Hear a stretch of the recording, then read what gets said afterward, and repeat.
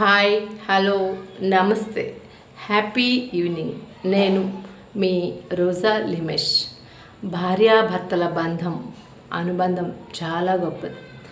మనల్ని కన్న తల్లిదండ్రులు కొంతకాలానికి వృద్ధులైపోయి పరలోకానికి తరలిపోతారు. మనం కన్న బిడ్డలు పెరిగి పెద్దవారైపోయి వారి జీవితాన్ని వారు జీవించడానికి దూరంగా వెళ్ళిపోతారు. కానీ భార్య భర్త కడవరకు ఒకరి చెయ్యి ఒకరు విడిచిపెట్టకుండా ఉంటారు. అలాంటి భార్యాభర్తలు ఎలాంటి అనుబంధాన్ని పెనవేసుకోవాలో ఒక చిన్న స్టోరీలో చెప్పుకుందాం. ఒక భార్యాభర్త పెళ్ళైనప్పుడు కొన్నాళ్ళ వరకు బాగానే ఉంటారు. తర్వాత వాళ్ళలో చిన్న చిన్న మనస్పర్ధలు వస్తాయి. దాని మూలంగా ఒకళ్ళంటే ఒకరికి పడదు. వాళ్ళు ఒకరితో ఒకరు బ్రతకలేమనుకుంటారు, కానీ బయటపడరు. ఇద్దరు కూడా వేరువేరుగా ఒకే స్వామి దగ్గరికి వెళ్ళి, నా భర్తని నేను చంపేయాలనుకుంటున్నాను, నాకు ఏదైనా ఒక ఉపాయం చెప్పండి అని భార్య అడుగుతుంది. అదే స్వామి దగ్గరికి ఇంకొక రోజు తన భర్త వెళ్ళి, నా భార్యని చంపేద్దామనుకుంటున్నాను, నాకు ఏదైనా ఒక ఉపాయం చెప్పండి అంటారు. ముందుగా భార్యకి చెప్తారు, నేను నీకు ఒక లేహ్యాన్ని ఇస్తాను, ప్రతిరోజు ఆయన తినే తిండిలో అది కలిపి ఆయనకి చాలా ప్రేమగా తినిపించు, తల్లిలా ప్రేమించు, ప్రియురాల్లాగా ప్రేమించు, చెల్లిలా ప్రేమించు, ఇటు చూసినే ప్రేమే కనిపించాలి. అప్పుడు నెల రోజుల తర్వాత ఈ మందు ప్రభావంతో అతను చనిపోతాడు అని చెప్తాడు. అలాగే తన భర్తతో ఏమని చెప్తాడంటే, నువ్వు ఒక నెల రోజులు నీ భార్య చెప్పిందల్లా చెయ్యు, అన్నీ విను, ప్రశాంతంగా ఉండు. నెల రోజులే ఆమె ఆయుష్, తర్వాత ఆమె బ్రతికి ఉండదు, ఇప్పుడు ఉన్న ఆమె చనిపోతుంది అని చెప్పారు. ఇద్దరు కూడా ఇంటికి వెళ్ళిపోతారు.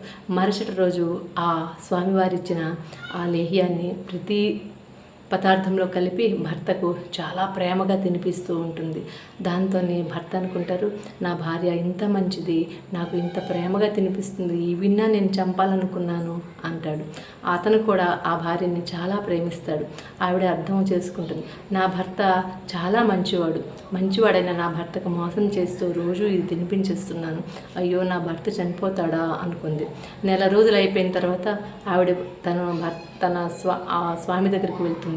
వెళ్ళి, నా భర్త చనిపోవడానికి వీల్లేదు, నేను నా భర్తకు ప్రేమగా చూసుకుంటాను, నా భర్త నాకు కావాలి అని చెప్పింది.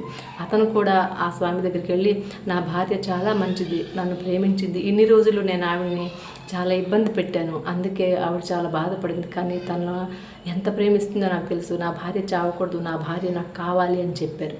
అప్పుడు వాళ్ళిద్దరిని దగ్గర కూర్చోబెట్టి విషయం చెప్పారు. నీకు ఇచ్చినటువంటి లేహ్యము తేనె, అది విషం కాదు.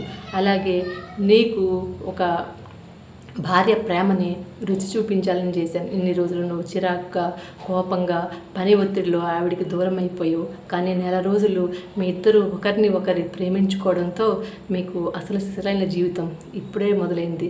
నిన్నటి వరకు నీ భార్య చనిపోయింది, నిన్నటి వరకు నువ్వు ఈరోజు చనిపోయావు, ఇప్పుడు మీ ఇద్దరు కూడా పునర్జన్మ ఎత్తారు, సంతోషంగా ఉండండి అన్నారు. అంతే కదా, భార్యాభర్తలు ఎప్పుడు కూడా ప్రేమించుకుంటూ ఒకరినొకరు సపోర్ట్ చేసుకుంటూ ఉంటే ఇల్లే కదా స్వర్గసీమ. Thank you.